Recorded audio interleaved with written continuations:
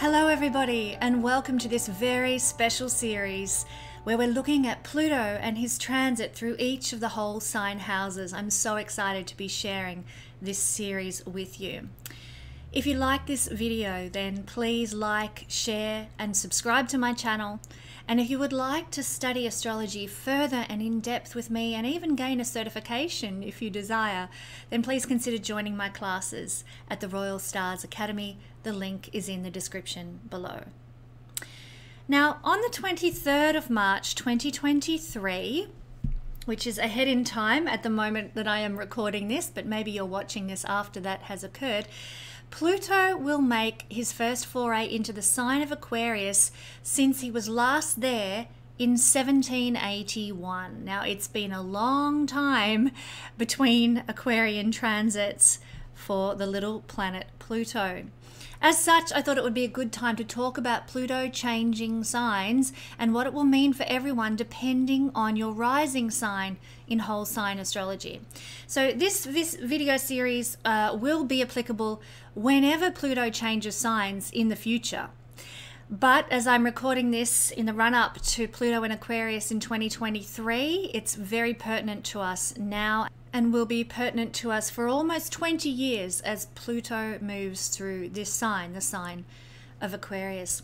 Now, Pluto is an unusual planet in astrology and also in astronomy. So for a start, he has an elliptical orbit, which means that he spends different lengths of time in each zodiac sign. I'm going to talk about the lengths of time a little later in this introduction. But check out this diagram of Pluto's orbit and you'll see how different it is to all the other planets in the solar system.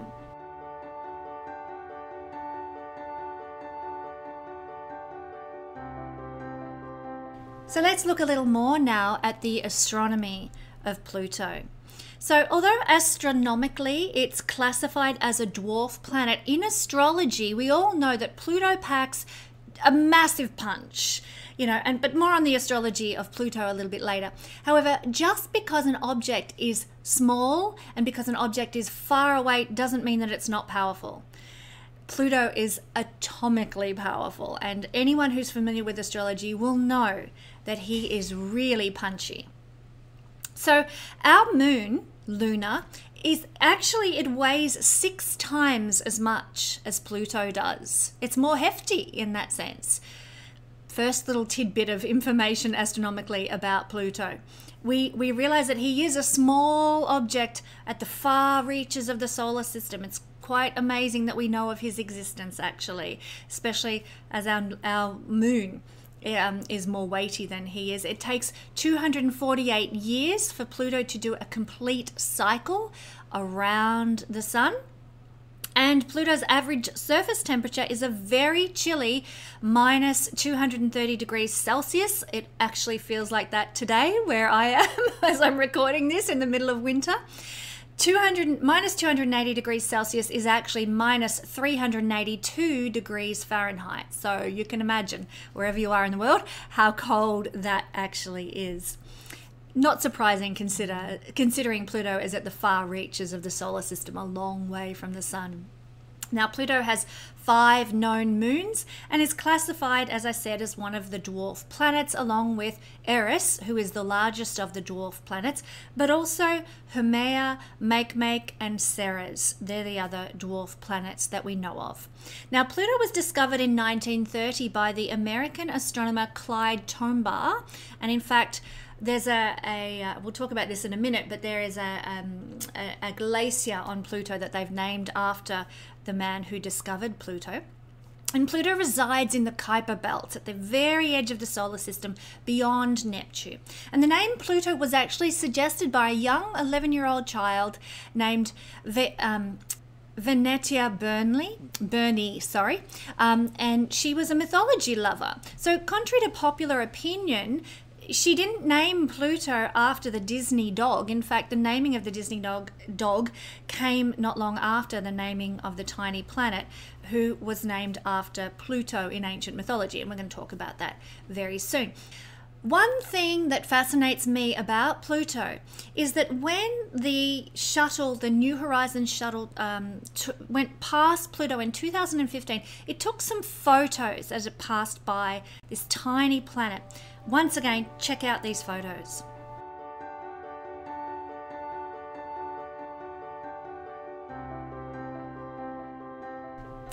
Now you'll notice this heart-shaped colouring on the side of Pluto. I find this fascinating.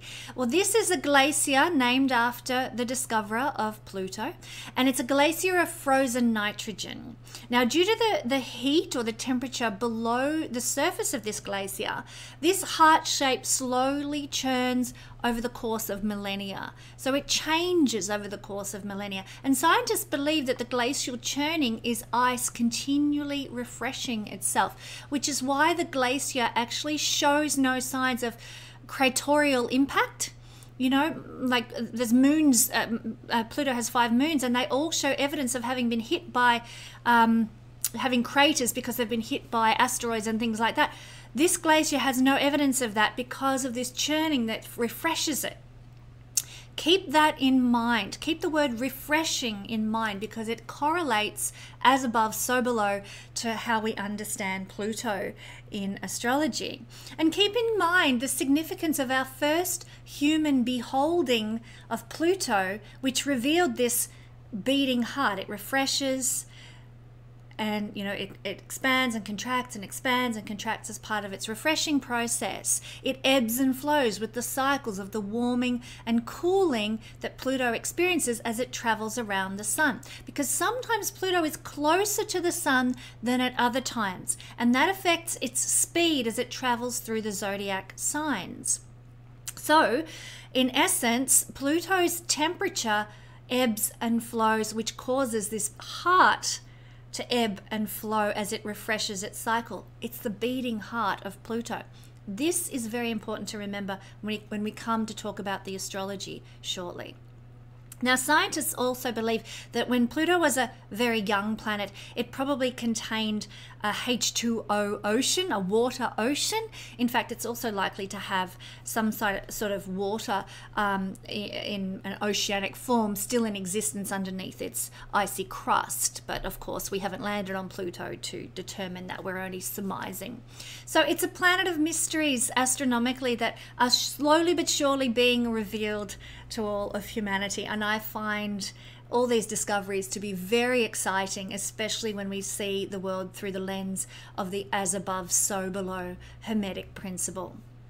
What about the mythology of Pluto? Well, Pluto was in mythology the son of the Titan god Saturn, and he was one of 3 brothers and 3 sisters, and 2 of the brothers and the 3 sisters were eaten by Saturn or Kronos, and these gods that were eaten, these brothers and sisters that were eaten, were known collectively as the Olympians, and they were vomited up when they were rescued by their heroic brother and king of the gods, Jupiter. And I talked about the mythology of Jupiter in my series on Jupiter transiting through all the houses, if you want to check that out. But Pluto is one of these 3 supreme male deities of the ancient Olympian Parthenon, along with his siblings, Jupiter, Neptune, Pluto, they were the masculine ones, and his sisters, Juno, Vesta, and Ceres, the 6 of them. So Pluto was the mysterious Roman god of the dead and the lord of the underworld. And this is why I've got this little display happening here. We've got a face mask from the Day of the Dead here, some dead dried flowers. These are things that Pluto correlates to. We also have a succulent. Pluto rules succulents and cactuses. We're going to talk more about what Pluto rules shortly, but I just thought I'd explain why I've got that little display beside me to symbolize Pluto. He was the lord of the dead, the lord of the underworld. He was also known as the bringer of wealth, or the god of great wealth. So the name Pluto means the unseen one, and this is why Pluto was given this name, because he had been unseen and now was seen. So very pertinent to the astronomical naming of Pluto, which I've just described. Pluto lived in underground, gloomy places, and he seemed to, as a god, have very little interest in the world of men. But similarly, he also had very little interest in the affairs of the gods as well, and he tended to avoid associating with men and gods. He was very much the loner god. He was a figure in ancient mythology of enormous dread, terrible might, like very powerful god, very powerful god. And he was a god who dispensed luck and controlled the fates of mortals. Pretty full on, hey? He ruled the regions within the earth and everything that came out of inner earth, so to speak, the minerals, the precious stones. And this is part of the reason he was known as the god of great wealth. Pluto was the Roman counterpart to the Greek god Hades. And Hades was the Greek god who ruled the underworld in Greek mythology. Pluto rode a chariot and he carried a staff in his hand, and he was often accompanied by Cerberus, a three-headed dog that served as both his pet and a guardian of the underworld. And if you've watched movies and so forth about mythology, you probably will have seen that three-headed dog represented. I think it's in the film Clash of the Titans, if I'm not mistaken, old film from the 60s or 70s. But one of Pluto's most famous myths centered around his abduction of the young woman Persephone and the grief of her mother, the goddess Ceres. So Pluto, this loner god living in the gloomy underworld, rarely interacting with gods or mankind, was pitied by the goddess Venus. So she told her son Cupid to fire one of his love arrows at Pluto so that he would fall in love with the next woman that he saw. And that woman was Persephone. She was playing in the fields at Nysa.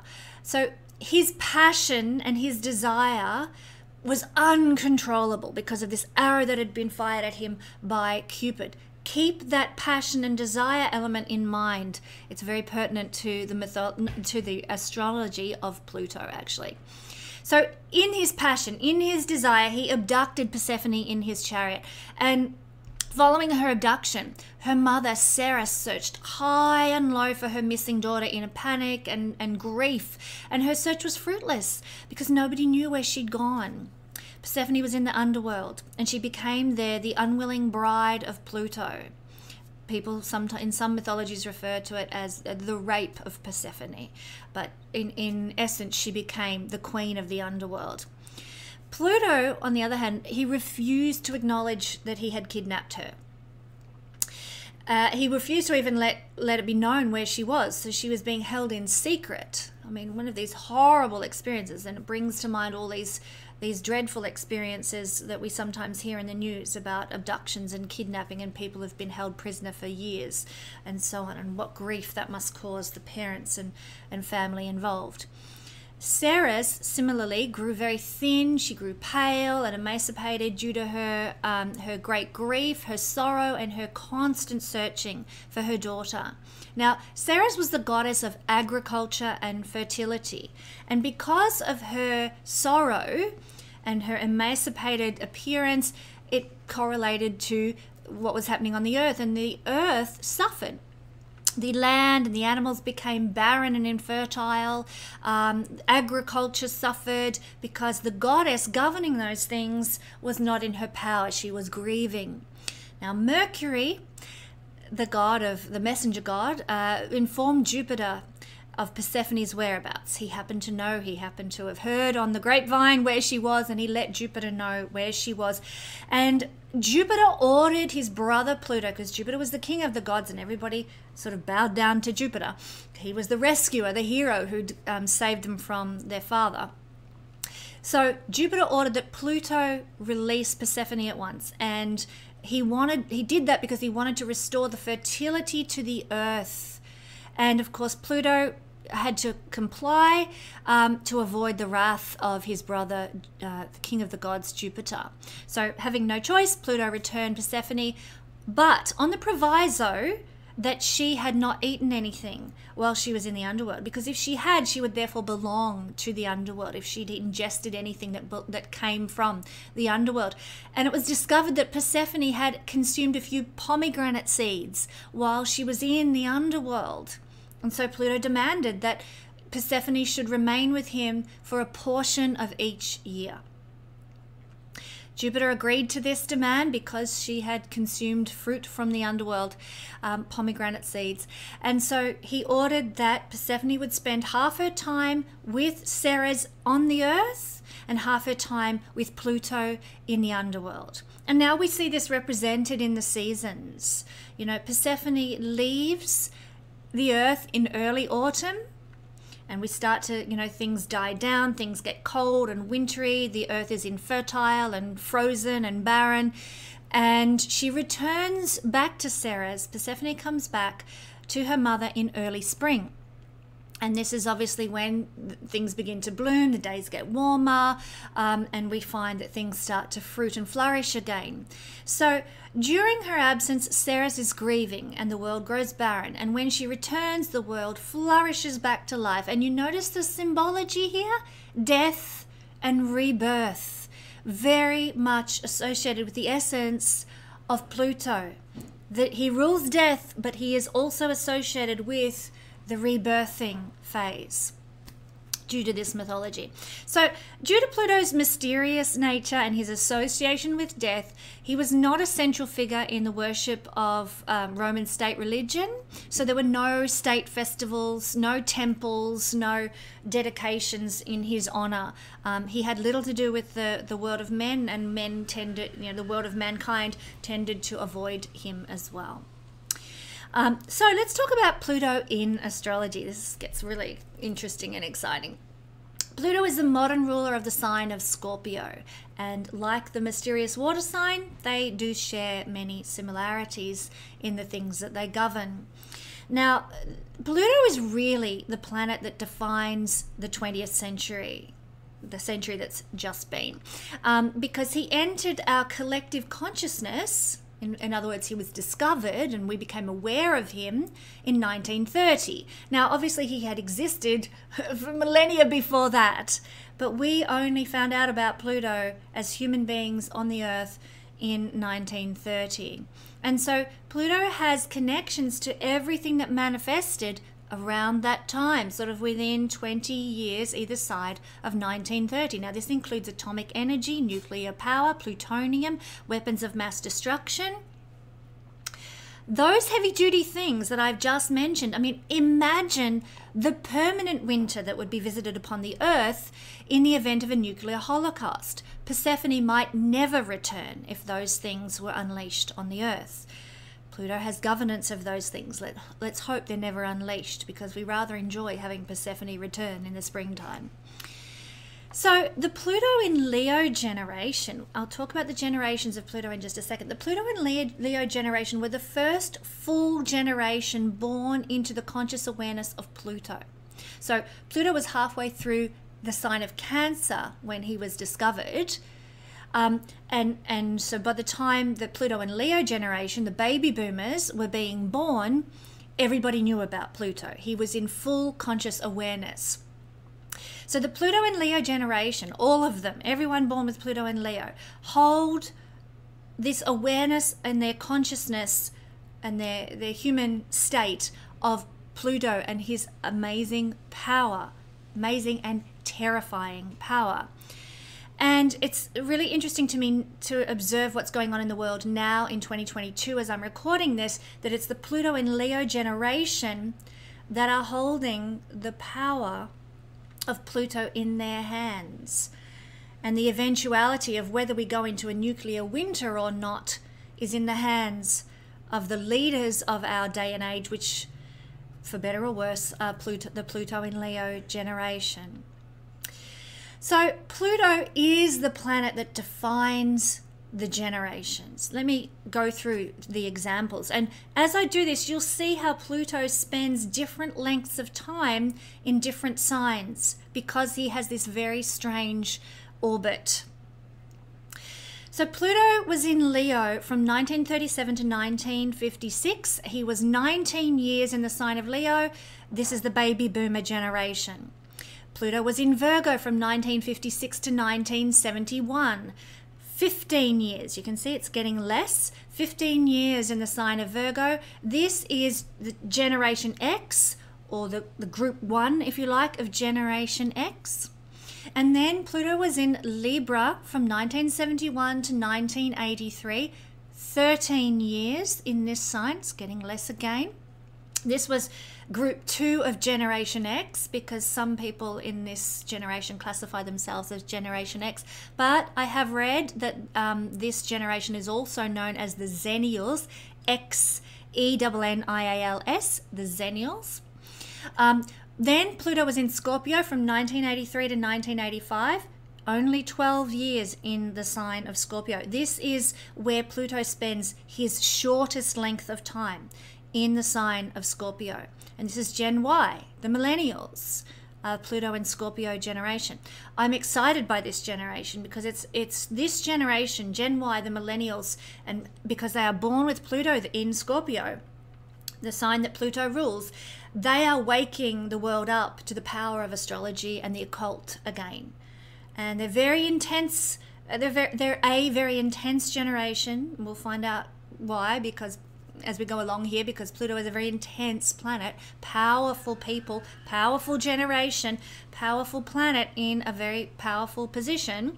So this generation are going to be the movers and shakers. They're going to be the ones who change the world and hopefully regenerate the world and bring the springtime back to the world from what has been stolen, which I believe has been stolen over the last 80 years or so. And we're getting up to sort of 90 to 100 years since Pluto has been discovered. So very interesting generation to keep an eye on. The Pluto in Sagittarius generation goes from 1995 to 2008. Pluto was 13 years in this sign. This is Generation Z. Pluto in Capricorn. Pluto spent 15 years in the sign of Capricorn from 2008 to 2023. Now we're coming to the conclusion of the Pluto in Capricorn years, and it has been said that this is known as Generation Alpha, this particular generation. Then from 2023 to 2043, Pluto is going to be in Aquarius. And this is going to be 20 years in this sign. A new generation will begin in 2023. Pluto will then be in Pisces from 2043 to 2068, 25 years in the sign of Pisces. He's going to be 29 years in the sign of Aries, which is going to last from 2068 to 2097. Then he's going to move into Taurus for 33 years. And you know, Taurus sits opposite Scorpio. This is where Pluto spends the longest duration, 33 years in the sign of Taurus, from 2097 to 2130. 2130 is when that period, that generation, is going to end. And then we will have Pluto in Gemini. That's going to be for 30 years. Now the length of time in a sign starts to decrease. This is going to last from 2130 to 2160, 30 years in the sign of Gemini. And then Pluto in Cancer from 2160 to 2186, 26 years in the sign of Cancer. And then we're back to Pluto in Leo all over again. So that's how Pluto governs the generations. It's a very generational planet, and we define our generational influences by the length of time Pluto spends in each sign.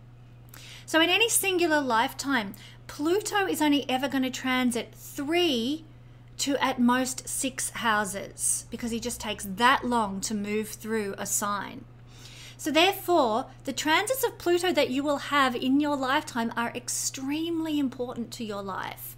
You incarnated to experience those particular transits for the growth of your soul, for better or worse. Now, not everyone's going to experience a transit of Pluto to the powerful first house, but those that do will experience life-changing results. Not everyone's going to experience a transit of Pluto to the 10th house, but those that do are likely to go through a powerful change in how they are perceived by the world at large.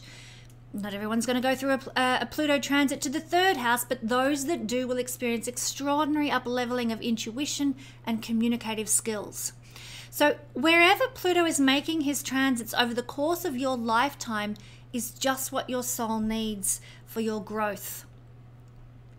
So Pluto is the expression, this is what Pluto rules in astrology, what he's all about in astrology. He is power and powerful people, control, hidden realms, anything that's taboo, anything that brings a crisis into our life. Nuclear holocaust, big time crisis, that's Pluto.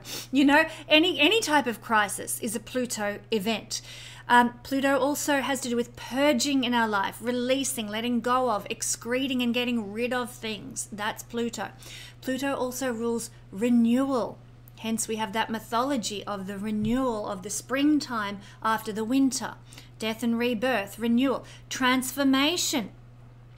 Big mythology of change, you know, winter to spring, that transformation from cold to warmth, from death to life. Pluto rules those things. Anything in life that brings a transformation is from Pluto, or considered a Plutonian experience. Pluto rules rebirthing, regeneration, renovation.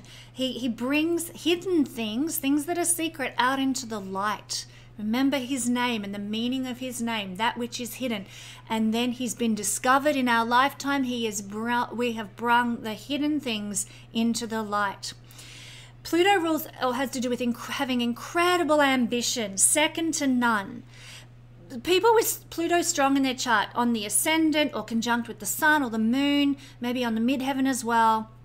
People who have Pluto strong in their chart are the masters of ambition, the masters of hustle. They get things done. They make it happen, because that's what Pluto's all about. In a sense, Pluto is a bit like Jupiter.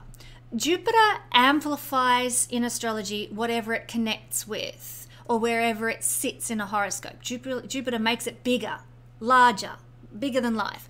However, rather than amplification, Pluto, because amplification is Jupiter, Pluto tends to give tremendous power to wherever it sits in life. For example, Pluto in a conjunction with Venus gives powerful desires and powerful passions. Just like in the mythology, when Venus told her son to fire the arrow at Pluto, what did it give to Pluto? Powerful desire, powerful passion. Same deal in astrology. When Venus and Pluto are sitting together in the chart, powerful desire, powerful passion present in your life. When Pluto sits with the sun, you get a powerful ego, a powerful sense of identity. Wherever Pluto sits, whatever planet it sits with, whatever house it's in, it's going to empower that realm of our life. So there's tremendous intensity wherever Pluto sits in a chart. Pluto strong people can actually be very intense people, because Pluto's an intense planet, and they can often be very polarizing. Why is that? Well, we are at one end of the solar system, sitting up near the sun, getting nice and warm. Where's the other end? The polaric opposite, Pluto, right out in the Kuiper Belt. Pluto can be polarizing. We either love Pluto people or they turn us right off and we want to have nothing to do with them. Madonna has Pluto in her first house, those who are familiar with the singer Madonna from the 80s and early 90s. And I always found her to be one of the most polarizing celebrities. I couldn't understand why everybody liked her so much. Okay, her music was fine and everything, but as a person, I just found her completely off-putting. And that's my opinion, which I'm entitled to. You're entitled to yours. But she has Pluto in her first house. And people either loved her to bits or they just were like, what the? No way. So Madonna is a perfect example of how polarizing, to my mind, a Plutonian type person can be. Pluto is a planet that decomposes. That's what death does. It sort of eats away at things, the maggots and the what have you, eating away at the flesh, decomposes things. Pluto also composts things. And what do we do when we compost something? We throw it on our plants, we throw it on our garden. And what happens then? The daffodils come up, the roses bloom brighter and stronger and with greater scent. Our decomposition, our composting of whatever's going on in our life gives a rebirth to fruiting and flourishing. That's Pluto energy. The phoenix bird is also associated with Pluto. What is the phoenix bird all about? The death. If you've watched Maleficent, the film Maleficent, very Plutonian character, Maleficent. What happens in the sequel to Maleficent? She, not to give the plot away, but she dies and is reborn as the phoenix bird. So very Plutonian imagery. Again, Pluto is the ancient god of great wealth, as well as the god of the underworld in mythology. So in our underworld times, when we go through the darkness, when we go through the shadow period of our life, the deep journey of the soul, then we often discover the hidden reserves of personal power in those times. We discover enlightenment in that dark night of the soul. We discover the resilience within which transforms us and enables us to emerge into our power, into our springtime, out of the darkness into the springtime. So this is what true wealth is. Yes, Pluto also has connections to physical wealth, to jewels and gold and things that come from within the earth and the wealth that it generates. Definitely has connections to that. But true wealth is found when we've gone through the dark night of the soul, our underworld experiences, our inner battle psychologically, and we've come out the other side. We've faced death, and death no longer has any fear for us because we've been into the darkness and we emerge into our power and our springtime. People with Pluto strong in their chart tend to go through times like that in life that transform them. And, you know, they might start out in life with their power taken away from them through sickness or through abuse or difficulties or whatever. But when they go through the darkness and they emerge out the other side, they stand in their power, having overcome the sickness, the abuse, the darkness that their life has represented. Pluto strong people have a difficult course to chart in life, but a great personal power that they can generate that can serve them well once they emerge into their springtime and take their power back. Now, there is a shadow side to Pluto, if you haven't already gathered. What I've talked about is perhaps the more positive sides of Pluto that we can work with and utilize: personal power, great wealth, you know, composting and rebirthing ourselves. These are actually positives that we can utilize in our life, transformation. But there is a very dark side to Pluto, naturally. Cruelty and abuse are associated with Pluto, and usually we find those exhibiting when we find Pluto in hard aspect with Mars, or occasionally with Saturn as well. Pluto expresses either as the giver of the abuse. So if you've got Pluto, let's say in a conjunction with Mars, for example, it's not always going to exhibit this way, but it can work out through that conjunction of Mars and Pluto, that we are the giver of abuse to others. We're abusive. But it can also work out that people with Pluto-Mars conjunction are also the recipients of the abuse in life. So if you have a Pluto-Mars conjunction, you might have experienced a lot of abuse in your life, and you need to be very consciously aware of not becoming the abuser who gives it out to others because you've suffered it. So cruelty and abuse are the shadow side that we see with Pluto energy. Pluto also is willpower. Now that can be positive if we're using our willpower to overcome our life's difficulties, but willpower that destroys things, ambition that stops at nothing, is the shadow side of Pluto energy. And many politicians and successful people have a strong Pluto in their chart because they have this ruthless ambition, this willpower that stops at nothing to dominate and control everything. That's the shadow. That's another shadow side of Pluto, and it's really heavy duty. Pluto strong people can be edge walkers. What do I mean by that? Well, think about it. Pluto resides on the edge of the solar system. Thus, he represents the edge of our conscious knowledge.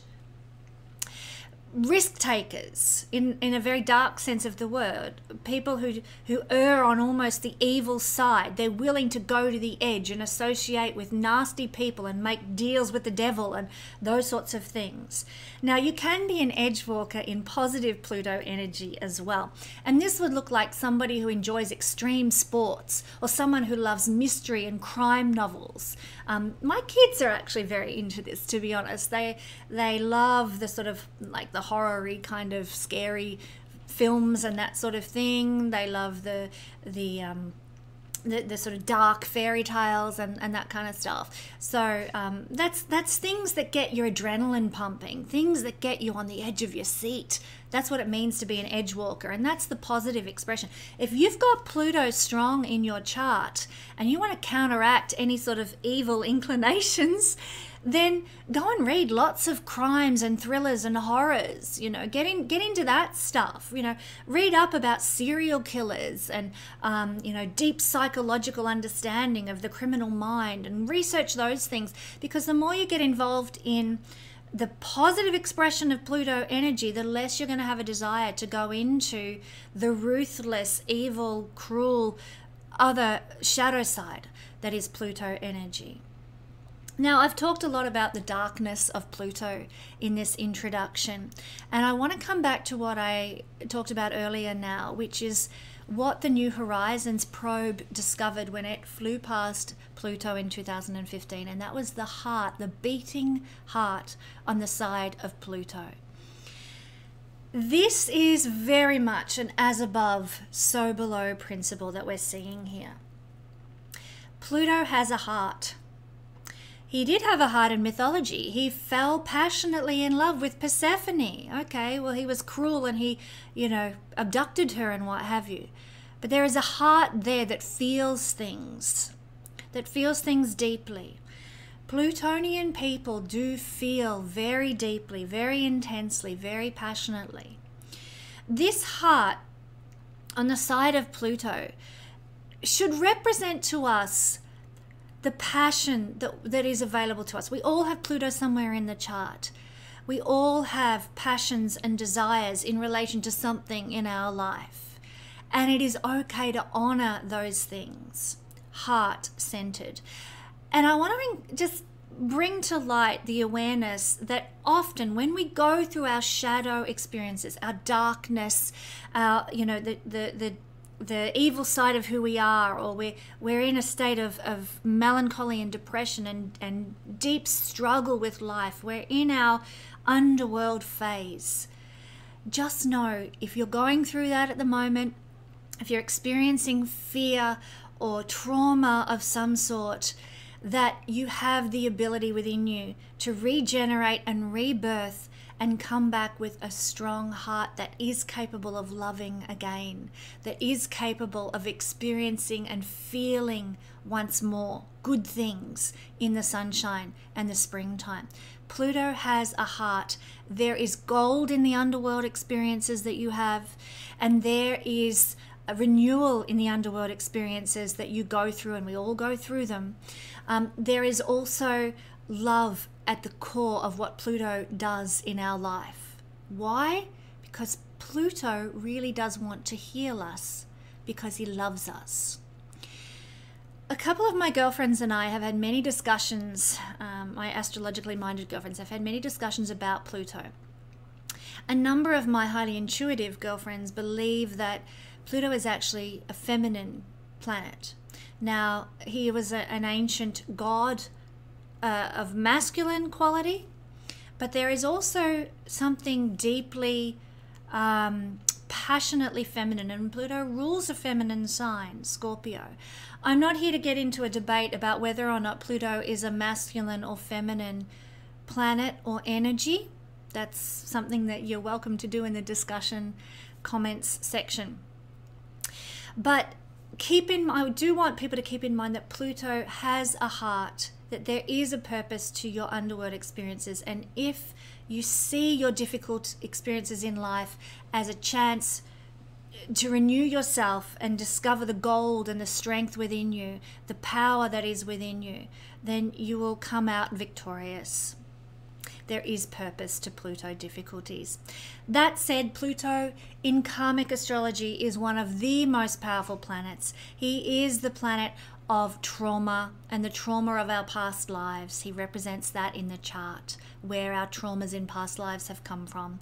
Plus, he also represents the antidote to our trauma, the healing of our trauma, the renewal of ourselves after our karmic darkness.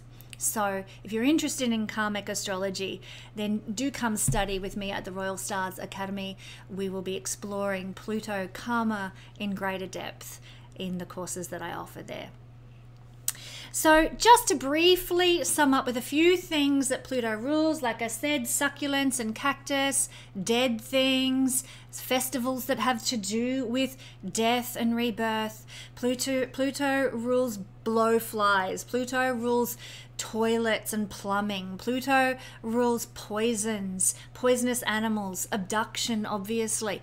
Pluto rules cesspools. Pluto rules sex organs. Pluto rules the subconscious workings of the mind and the body. Pluto rules bombs. Pluto rules Godivas, catacombs, cemeteries. Pluto rules pests and pest control, plutonium, murder, monsters. Pluto rules psychology. Pluto rules sex, snakes, sorcerers. Pluto rules the subterranean realms of the earth. He rules taxation, terrorism, toilets, tombs. Pluto rules laser beams, kidnapping, marshes, massacres. Pluto rules masochism. Now, I need to just quantify that one or clarify that one. Pluto rules masochism in the sense of cruelty to others. That's the Plutonian side of masochism. Neptune also has associations with masochism in the sense that Neptune rules the self-debasement aspect of masochism. Okay, just to make clear that one.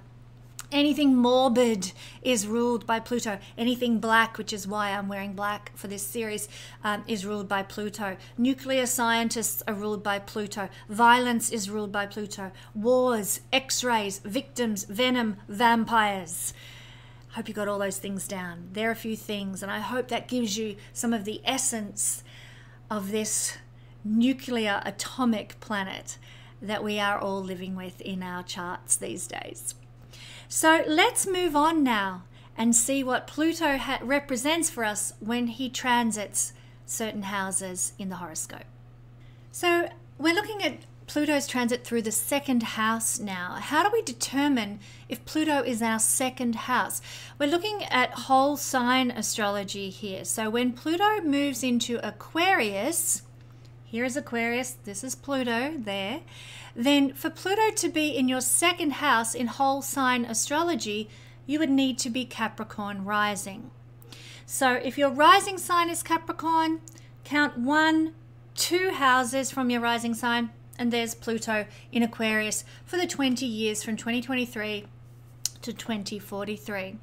So that's what we're looking at now. If you're watching this video at a time after 2043, when we see Pluto move into a different sign, then all you've got to do is work out what your rising sign is and then count 1, 2 houses. And if Pluto is there, this is the video for you. If Pluto's, if you're counting, let's say Pluto's in Pisces and you're Capricorn rising, you're counting 1, 2, 3, then you're going to want to watch the Pluto in the third house video. And there are 12 videos in this series, so you can find out which one is applicable to you simply by looking at your rising sign and counting how many houses that Pluto is currently in from your ascendant. I hope that makes sense to people who want to figure that out.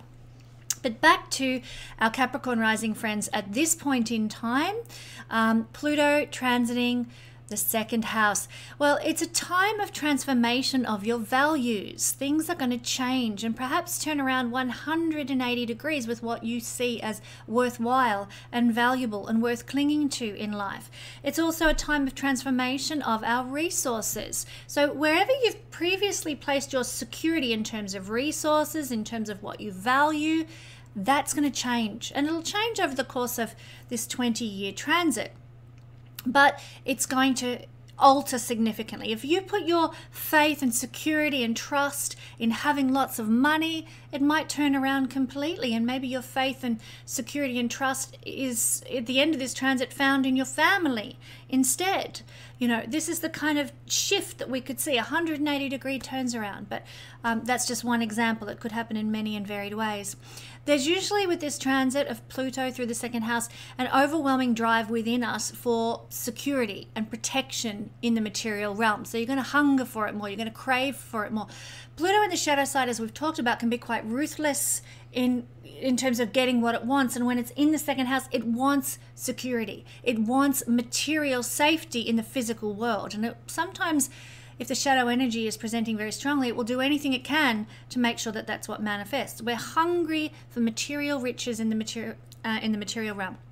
So the shadow side of this, as I said, can be quite ruthless, can be quite unscrupulous. And a perfect example of this is Bill Gates. We can be unscrupulous and ruthless about going about getting material goods in our life and setting ourselves up materially. And the hunger, it doesn't really even matter how much we have materially, we're always going to hunger for more. Again, Bill Gates has this position in his natal chart conjunct with Jupiter. So it's amplified even more so than just Pluto alone. Jupiter's blowing it all right out of proportion.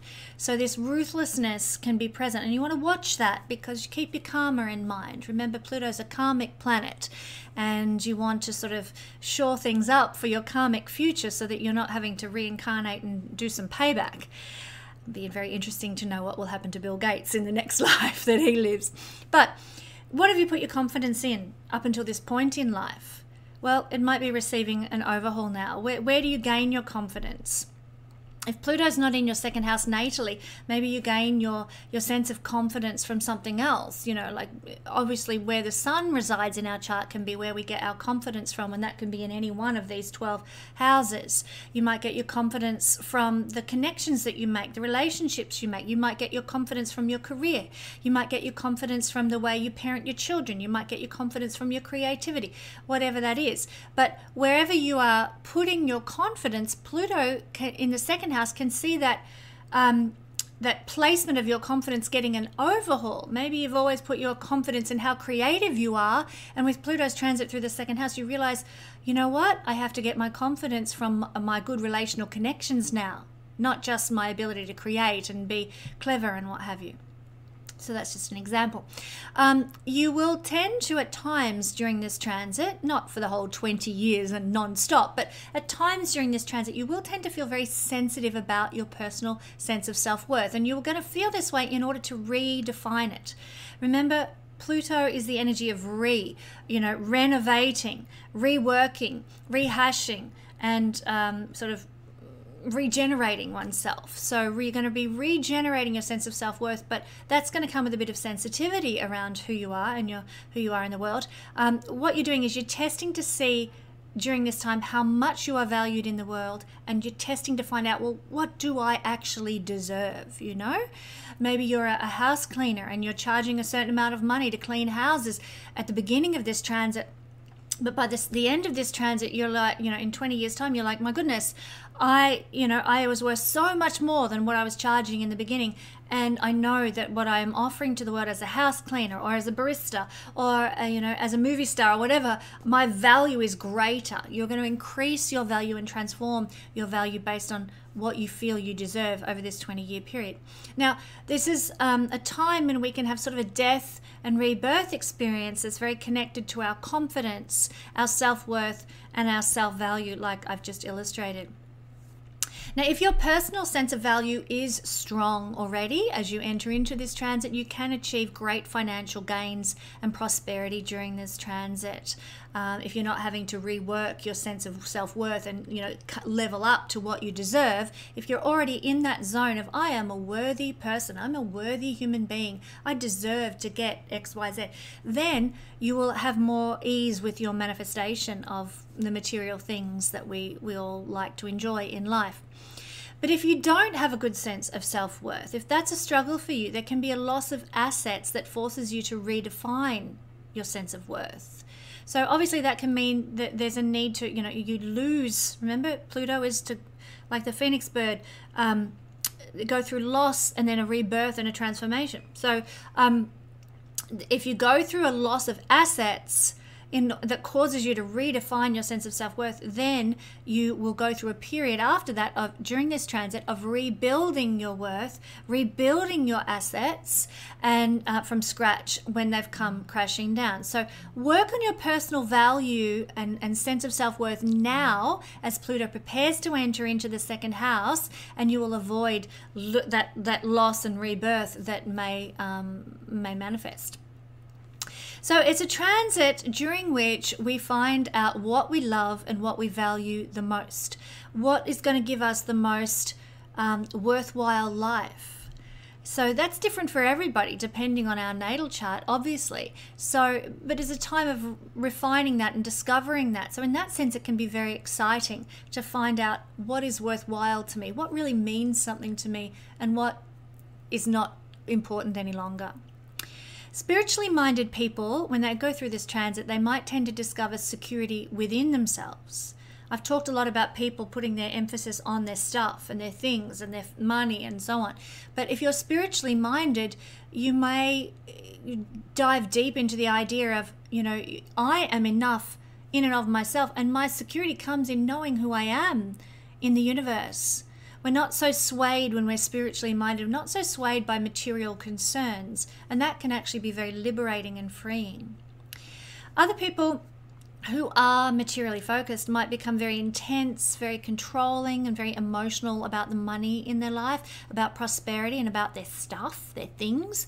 And there's nothing wrong with that. We're all on different journeys. We're all going through different processes. So, you know, we are who we are, and usually it's as a karmic result as well. So, you may, if you are materially oriented, tend to use things to boost your lack of self-worth at this time, you know, like I remember going to a hotel down in Melbourne many years ago, and for a work function, and out the front of this fancy hotel were parked up all these Ferraris and what have you, and there were some 30-something-year-old men standing in front of their hotted up cars, and you could just, like, it was just dripping off them. They were putting their value in those material things. Look at my Ferrari, look at how successful I am. I'm only 35 and I'm driving this hotted up, whatever it was. So, you know, that sort of thing. People putting their security and putting their sense of value and self-worth in stuff tends to be a scenario that can manifest during this particular transit. These guys that were doing this were using this to boost their lack of self-worth within themselves, you know, like you don't need that sort of thing if you are comfortable and confident and loved in who you are, your sense of self-worth. So you could, it was quite obvious that that's what they were doing. But I want to just say, if you're going down that road during this Pluto transit, this won't work. And at the end of this transit, if you're putting all your, you know, your emphasis on stuff to boost up your own lack of self-worth, it's going to leave you feeling empty. It's going to leave you feeling like, what was all that for? All for nothing. 20 years down the track, why? You know, I was 35 when I bought that Ferrari. Now I'm 55 and I'm like, I feel empty. I feel hollow. There can be power struggles over money during this transit, power struggles over material goods. This is possible. And if you find yourself involved in these sorts of things, it might be time to take a bit of a cold, hard look at yourself and your values and your priorities if you're battling over stuff. Some people develop this ruthless streak when it comes to money during this transit. You might never have been inclined this way before, and then Pluto rears his shadow side and away you go. And maybe that's a karmic, you know, deep down karmic karmic thing in your psyche that needs to come out in order to be healed and resolved. So don't beat yourself up if you find yourself feeling like rah and a green-eyed monster about money.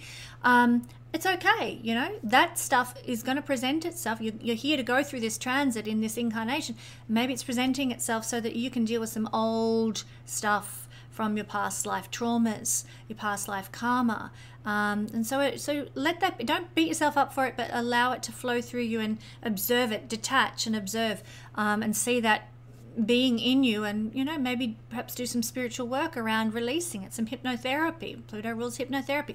Perhaps do some past life regression work about that to release that stuff for you. These are all strategies for dealing with Pluto difficult issues. So if you've been working hard towards building your resources, like let's say you're in your 40s or something, and you've been working hard all your life to try and create some material security and stability for yourself, then if you've been doing this in honorable ways, integrous ways, recognizing the value of other people, not stomping all over others or demeaning them to rise up in life, then this is a transit that can see you rise up in greater blessing financially in that realm. So this is the good stuff for people who are honorable and integrous. Pluto can actually bring you to a place of abundance when he's transiting through the second house. And a lot of people become wealthy relative to their cultural environment, I might add. For somebody in a tribe in Papua New Guinea or something like that, maybe wealth is having 5 pigs. For somebody living in Melbourne, Australia, maybe wealth might be looking like living in the suburb of Toorak instead of I don't know, in a lesser valuable suburb. So it's all relative to where you are living culturally and involved in culturally. So a lot of people can become wealthy during this transit, especially either right at the beginning of the transit or right at the end when Pluto is transiting the final few degrees and doing his final work in the second house for you. Can also manifest when Pluto crosses the second house manifestation point, which will be different for everyone depending on your chart. Now, because Pluto is karmic, there might be a karmic reaping of financial rewards during this transit. Once you've dealt with any hidden psychic hang-ups about money and about wealth, anything from the past where, you've got a poverty mentality or something like that, you've got some bad attitudes around money or some jealousy or some envy and those sorts of things. Once you've dealt with all those deeper, darker shadow sides regarding prosperity and abundance, then Pluto can actually help you to achieve and reap karmic financial rewards. Regression work, I'll mention once again, is a really good thing to invest in to address those issues now. Now, I have some regressionists who work with me at Guiding Star Astrology. If you're interested in doing some regression work, then I highly recommend the practitioners who work with me on hypnosis and regression work associated with these sorts of issues. Your appreciation of culture might actually grow and flourish during this transit, which is really, really lovely. You might find yourself getting, like feeling deeply moved, deeply sensitive over a painting in an art gallery. Or you might get really passionate. Pluto is passionate and excited about some fashion show you go to. Or you go to a concert and you just walk out floating on cloud 9. You're so exhilarated by the music that you've heard. This is the kind of thing we go into deep emotional experiences, deeply moving experiences regarding culture while Pluto transits the second house, which is wonderful. And then due to the increase that you're going to have in second house passions, you might find yourself enjoying more luxuries, more indulgences, more than ever before. Now, it doesn't mean that you're going to have necessarily more of them, although that can be the case, but good food is going to be valued more. Food is a second house thing. Beautiful aesthetics in your environment, you're going to appreciate at a greater level. Delightful experiences in nature are going to take on a whole new level of significance for you like they maybe never have before due to this transit. Some people might also begin to earn their resources, because this is the house of how we manage our money to support our journey through life, and it has to do with self-sufficiency, and not self-sufficiency as in you've got your farm and it's got solar power and da-di-da, which is all fantastic, but more self-sufficiency, how you generate your own value, your own worth, and your own resources in life. So some people might begin to earn their resources through Plutonian mechanisms now, things like psychology, anything to do with death, so working in a mortuary, or, helping people recover from a crisis, transformational experiences, hypnosis, metaphysics, anything esoteric, anything to do with working with energies and energetic powers, anything that might have to do with chakra balancing, all the way to being a nuclear scientist. Pluto rules so many things, and I go into that in the Royal Stars Academy about all the things Pluto actually rules in a chart, and therefore any occupations that have to do with Pluto ruled things might be really good mechanisms for generating resources for you. I've just given you a few examples, but that's not the half of it. You know, there's a lot of things that Pluto has connections to in terms of careers that can generate an income for you when Pluto moves through the second house. So what are the keys to working with this particular transit of Pluto? Well, firstly, build your self-worth. You know, are you charging enough for the work that you do day to day? Are you letting others walk all over you in your life? Where in your life are you being taken for granted? You know, do the evaluation work now, and hopefully that's before Pluto moves into your second house. Make any changes that need to be made that really start to honor your value and your worth, and then you stand a greater chance of avoiding the Pluto roller coaster as he moves through the second house. So that's the first thing. Second thing, evaluate how you feel about yourself. How could you improve the way you feel about who you are?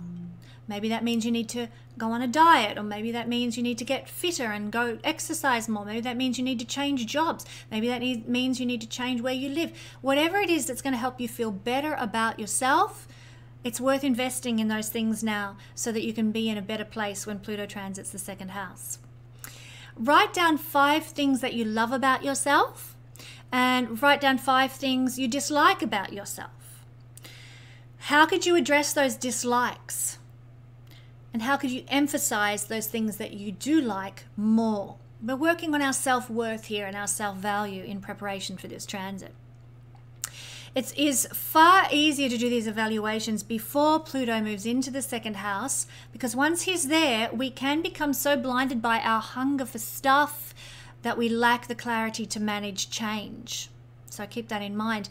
And as I've said throughout this particular reading, regression work to address issues of, you know, poverty mentality, issues of lack, issues that are of low self-worth, and financial problems that might have been present in past lives. This is where regression work can be very, very helpful. Do it as soon as possible before Pluto moves through the second house for yourself. So that's what we're looking at with Pluto transiting the second house. Do join me as we explore Pluto transiting the third house next week.